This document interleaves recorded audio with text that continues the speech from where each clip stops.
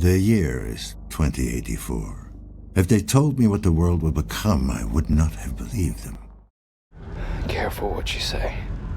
This is a monitored channel. Who is this? How'd you get this frequency? Don't you recognize me? Adam? Yes. Well, what's left of me? Dad. What happened? Where have you been all this time? Away from you. It's funny. Thought it would be easier to hear your voice after all these years. But it really isn't. Come on, Adam, don't start. I really thought I could pull it off, you know? I was so close to making a difference, to setting us all free. And now it can't be for nothing. Daniel Lasowski has had nothing to do with his son Adam for a long time.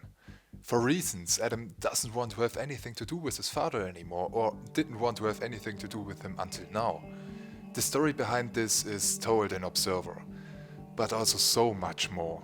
Observer tells us a story of the life of the rather disadvantaged in the year 2084, in Krakow. In the intro and in the course of the game world is given a face. It is roughly marked out what has happened in recent years and what has led to the current circumstances and this form of society. But as I said, only roughly. And yet, by the time the credits roll across the screen at the end, you have a relatively good picture of how Krakow is functioning this year. In the course of the game, you have a lot of contact with other people, you read a lot in their computers, various articles and their mails. You learn backgrounds, problems, hopes, attitudes to life from some people who are not on the sunny side in life. From whom exactly? A phone call from Adam makes us go to his apartment. Society can be roughly divided into 3 categories, and in such lives people among themselves. At the top is the A class. They are the rich and beautiful, the ones who don't have to worry about food and money. Then there is the B class, which includes us. Not much is said about them, but it is strongly assumed that they are the middle class. And that all people from the C class want to be in the B class. Because they are the ones who live in poverty, who want to distract themselves from their problems with media, who have little hope for a better life. In the residential districts, in their neighborhoods, they are more or less left to their own hands. Yes, they go to work and, as befits to a dystopian future scenario, they are heavily under the control of the global corporation, here Chiron. But here crimes find a very good breeding ground and there is no police to take care of it. And it is in this world that Adam lives. When you arrive at his house, we meet the janitor. He seems to be a nice guy, but he can't finish a sentence, and after 5 seconds of a conversation, he doesn't know what it was about. At least he can tell us in which apartment Adam lives. But what kind of game would it be if we knock on his door, he opens it, and together we catch up on the last years over coffee and cake? Need to get out.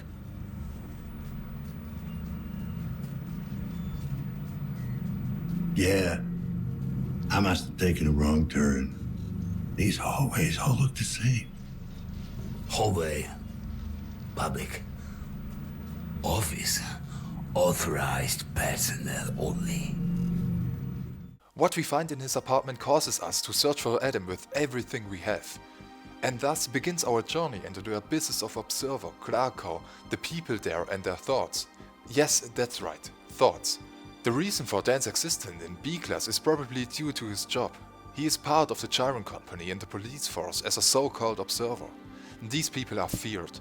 And I think it's accurate to equate a civil service with a corporation. After all, we are in the dystopian future here. Of course, technology has advanced a lot more in these years than some people think is good. Of course, we are talking here primarily about technology as it relates to humans, augmentations. There are countless improvements for mind and body. A possible consequence of this technology, which is already feared today, is that without the use of these techniques in life, one has only disadvantages and is quasi forced to go along. Hardly any job can still be done without these improvements. The profession of observer can be best described as an investigator. Observers themselves are also augmented. In our case, we have built-in night vision and are equipped with 2 filters. Electromagnetic vision for scanning electronic devices and biovision for organic materials.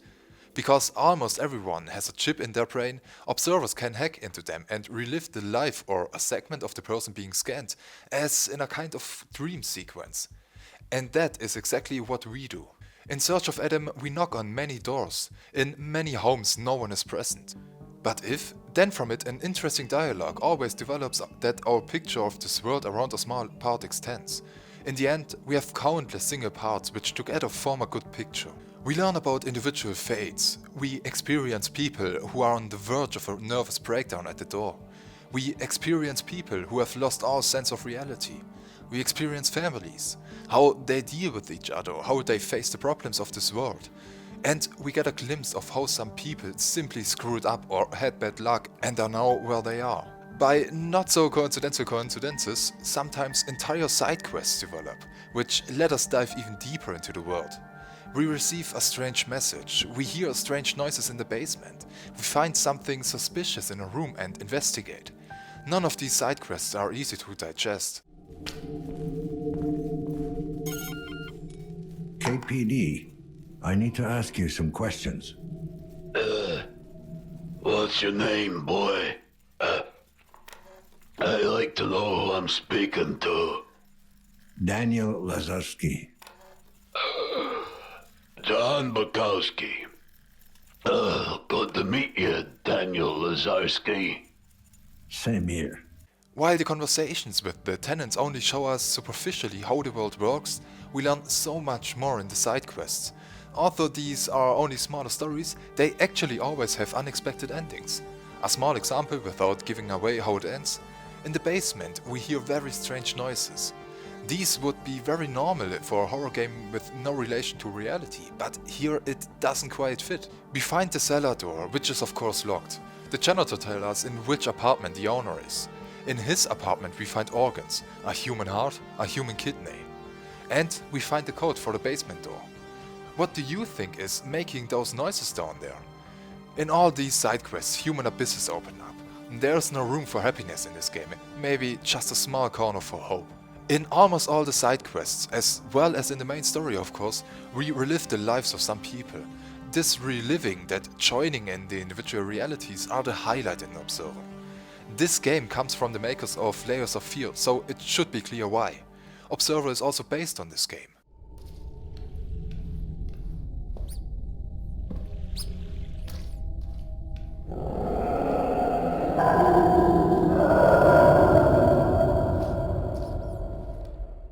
As in real dreams, there is no clear storyline.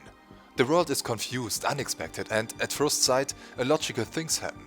Just a moment ago, you were in an office building, where some shadowy people are wandering around much too fast. There is a strange music playing in the background, much too loud. You walk through a kind of shaft and suddenly you find yourself somewhere.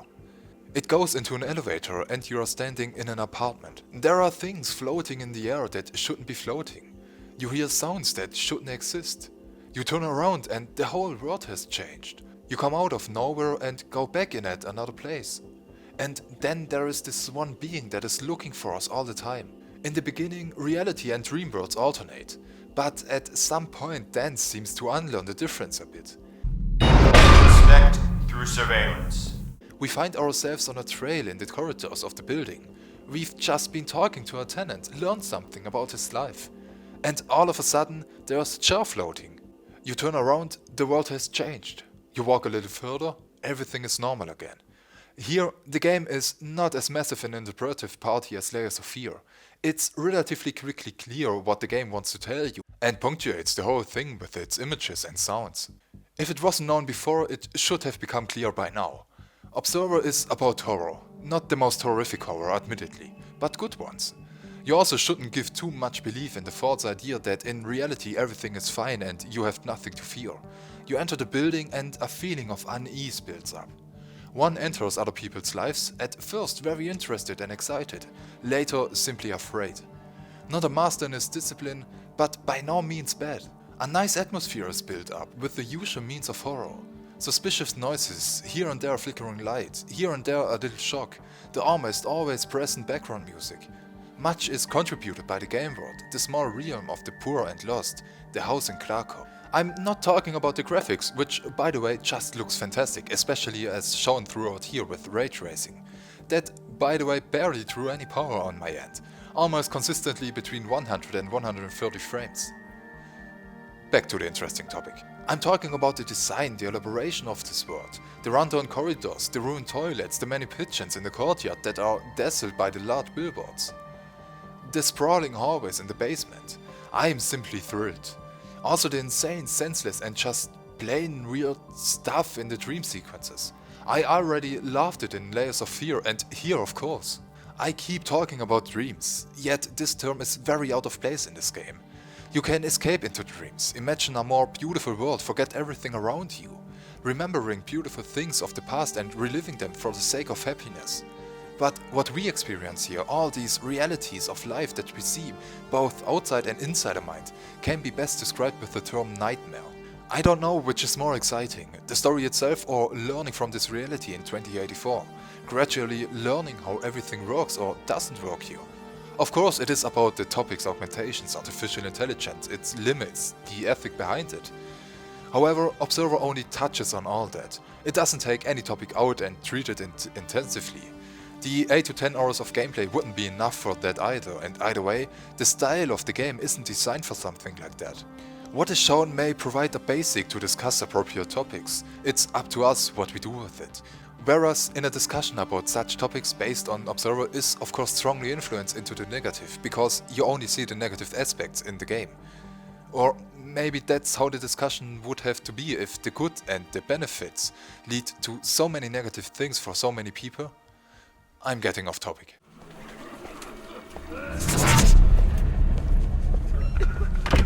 This is a public service announcement. We hope you die a painful death. Thank you for your attention. Join the festivities. Nanophage party now in progress on the second floor. All visitors are required to remain in quarantine forever. What remains are just a few points. To summarize what has been said so far, we experience a coherent, very dense game world in Observer. We learn a lot about it through dialogues and texts, through the experiences of individual people. The side quests greatly expand this picture and give us an even deeper insight into individual fates. The main campaign is told in a great way. It is told in an exciting way and leads to an ending that, with the right train of thought, might even be partly predictable. For my part, I didn't foresee it, but I wouldn't be surprised if, at least in the last section of the game, you guessed where it was all going. We experience insanely great nightmare sequences in Observer, which, by the way, don't just last 5 minutes or so, but like to exceed half an hour, regularly. The whole thing is strongly underlined with the soundscape. The soundtrack is very well done. Almost forgot to mention, the voice actors turned out very well, especially Dan. He is voiced by the actor Rutger Hauer. Up to this point I have only said positive things about the game, but of course this is not a perfect game, even though many others call it a masterpiece. When looking for negative qualities of the game, however, I also have a hard time. The criticism is more about what makes the game only maybe mediocre. When I played the normal version at the time of its release, I was very bothered by the enemies. You have to dodge him occasionally, and in my opinion that had not fit in. Unfortunately, there are very good reasons for its existence. Therefore, I now found it anything but annoying. The horror is good, but that's about it. The fact that the game doesn't venture any depth in the direction of the themes it touches on can certainly be criticized. It's just questionable whether that was intended at all. For some, the style of fucked up and confused scenes may wear thin, but not for me, because I love that kind of thing. What the believable of the game suffers a bit from is the somewhat old technology that people use here. We experience it in our reality. Technology is getting better and better and cheaper. In the past, an old TV was an absolute luxury item. Today, almost every family can put a cheap 4K TV in their living room. But in Observer, people still use very old computers and tube screens. That doesn't make any sense, but to me it's more of a stylistic thing and therefore not very distracting. As in Layers of Fear, the game is not very interactive. If you dismiss the game as a walking simulator, you're not that wrong.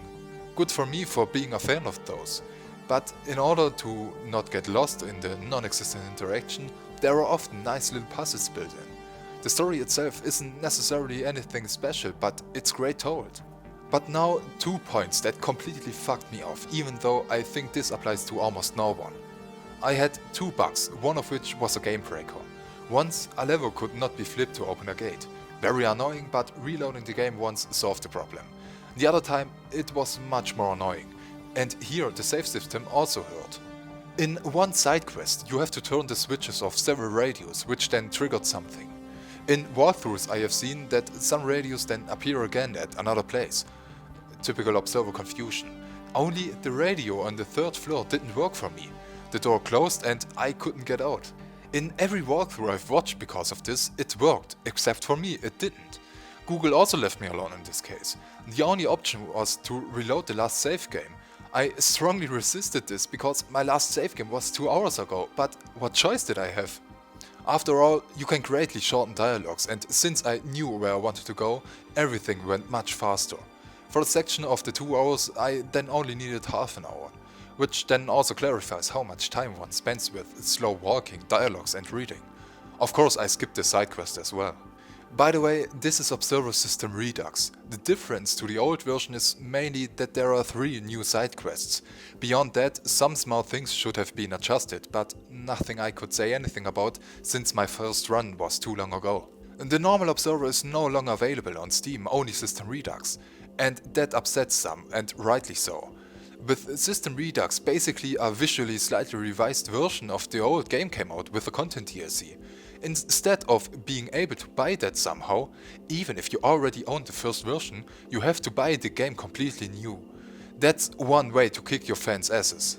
So what's left? A very strong game. If you like Layers of Fear, you'll like Observer. However, a friend of mine loved Layers of Fear but found Observer very boring. Maybe it's because of all the dialogues you have, among other things. You have to like being told a story through some sometimes lengthy conversations. At one point I read that the dialogues were very tough. I can understand the criticism up to a certain point, but I don't agree with it at all. On the one hand, it's a question of personal taste. On the other hand, the dialogues reveal so much about the game world that I find them to be one of the strengths. Yeah, biggest fucking cock tease you've ever seen. Always toying with me, bending over when reaching for the lock, all naked underneath her clothes. She knows I'm watching too. She likes to make me itch, cooped up with that junky meathead. I mean, what does he have that I don't? They're all like that, you know? Fucking mongoloid bitch. Now I hope she gets what she fucking deserves, so that she knows she's fucked up. She'll have no choice but to come to me, begging. But it'll be too late, you hear me? Too late! Okay. How about you shut the fuck up? Well, that was certainly uncalled for. Good day to you, officer.